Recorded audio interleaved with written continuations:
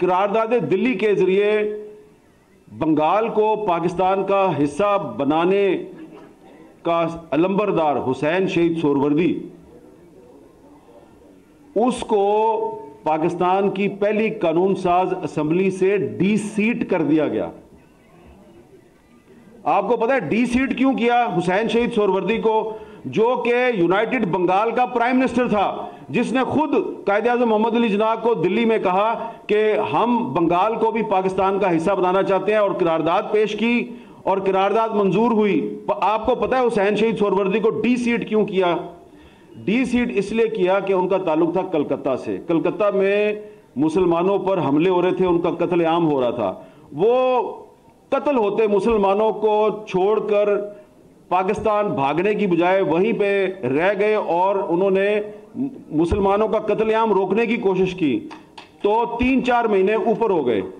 जब 3-4 महीने ऊपर हो गए तो आपकी जो ये पाकिस्तान में जो कॉन्स्टिट्यूएंट असेंबली थी, कानून साज असेंबली, उसमें कानून पास करवाया गया कि इस असेंबली का जो मेंबर 6 महीने तक पाकिस्तान वापस नहीं आएगा वो डी सीट हो जाएगा। और हुसैन शहीद सोहरवर्दी साहब वापस आ गए। वापस आए तो आईजी साहब गए उनके पास और उनको लेटर दिया और उनको मुल्क बदर कर दिया कि वापस चले जाओ इंडिया।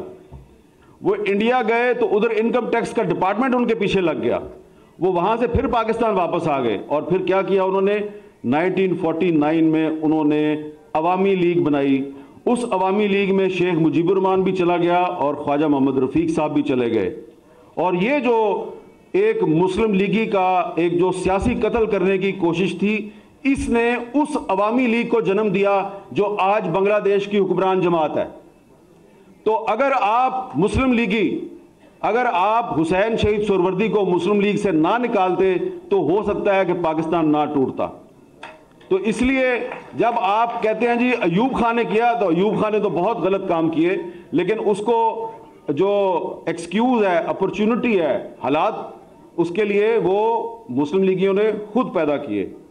और ख्वाजा रफीक साहब जो है, जब अयूब खान ने मार्शल लॉ लगाया 1958 में, तो ख्वाजा रफीक साहब जो है उन्होंने उसके खिलाफ मज़ामत की और कभी भावलपुर की जेल में गए, कभी साहिवाल की जेल में गए, कभी लाहौर की जेल में बंद हुए।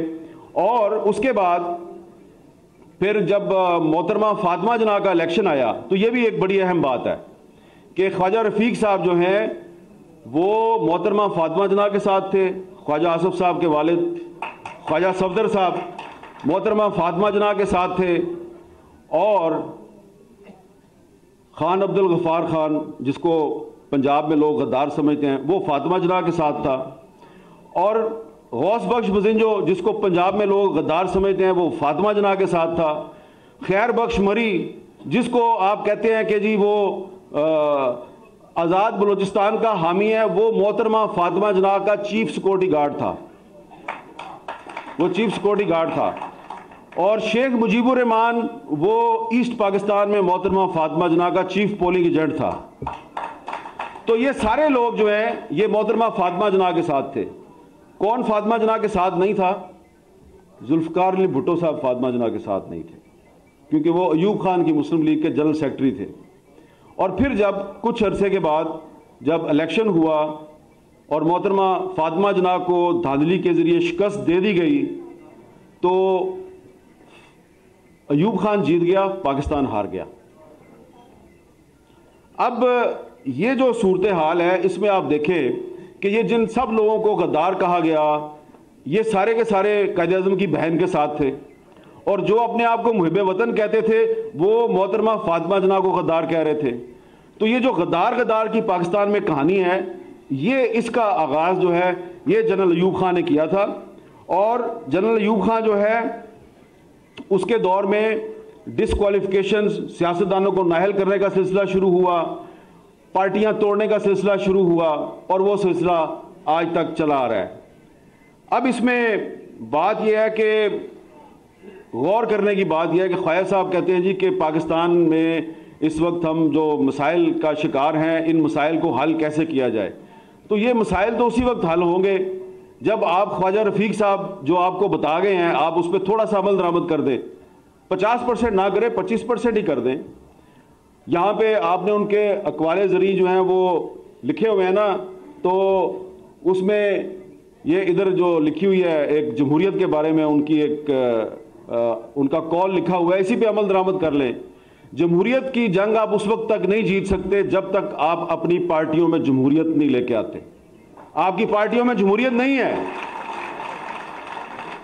ना मुस्लिम लीग नून में जमहूरियत है, ना पीपल्स पार्टी में जमहूरियत है, ना तहरीक इंसाफ में जमहूरियत है। हाँ, इलेक्शन कमीशन को बेवकूफ़ बनाने के लिए आप एक जाली सा इलेक्शन ज़रूर करवाते हैं, लेकिन उस इलेक्शन में भी जो ओहदेदार जो है, जो सदर बनता है, नायब सदर बनता है, सूबाई सदर बनता है, जनरल सेक्रेटरी बनता है, वो सारे आप पंजाबी कहते हैं ना, वंड पाते हो तुसी।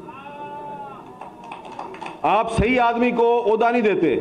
और अगर कोई आदमी बहुत अच्छा ज़हीन हो, बड़ी अच्छी तकरीर करने वाला हो, बड़ा पढ़ा लिखा हो, तो ये उसकी बेचारे की खामी बन जाती है, ये उसकी खूबी नहीं बनती। तो इसलिए मैं ये अर्ज़ करूँगा माजरत के साथ कि ख्वाजा मोहम्मद रफ़ीक साहब की बरसी पे अगर आपने सच बोलना है तो सच ये है कि आज पाकिस्तान में जमहूरियत इसलिए कमज़ोर है कि आपने पाकिस्तान के जमहूरी इदारों को और पाकिस्तान की सियासत को जागीरदारों और सरमायादारों की लौंडी बना दिया है। और कायदे-आज़म मोहम्मद अली जिन्ना जिन्होंने पाकिस्तान बनाया, ना सरमायादार थे ना जागीरदार थे। अल्लामा इकबाल जिन्होंने पाकिस्तान का तस्वुर पेश किया, ना सरमायादार थे ना जागीरदार थे। तो ये एक लोअर मिडिल क्लास और मिडिल क्लास की लीडरशिप जो है उसने पाकिस्तान बना के दिया और पाकिस्तान पे कब्जा कर लिया जागीरदारों ने, सरमायादारों ने और फौजी डिक्टेटरों ने। तो ये जो फौजी डिक्टेटर होता है, ये जब भी जमहूरियत का तख्ता उलटता है तो इसको जो सबसे पहले जो इसको इत्तेहादी मिलता है वो बड़े बड़े जागीरदार होते हैं और बड़े बड़े सरमायादार होते हैं। तो इसलिए फिर यू टर्न आ जाता है पाकिस्तान की सियासत में। हर कोई यू टर्न लेता है।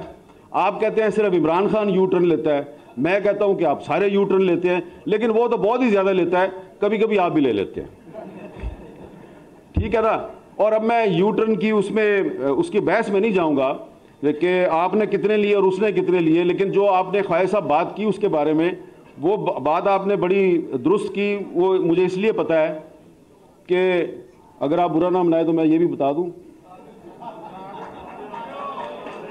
ये ख्वाजा साद रफीक साहब इमरान खान को बड़ी अच्छी तरह जानते हैं।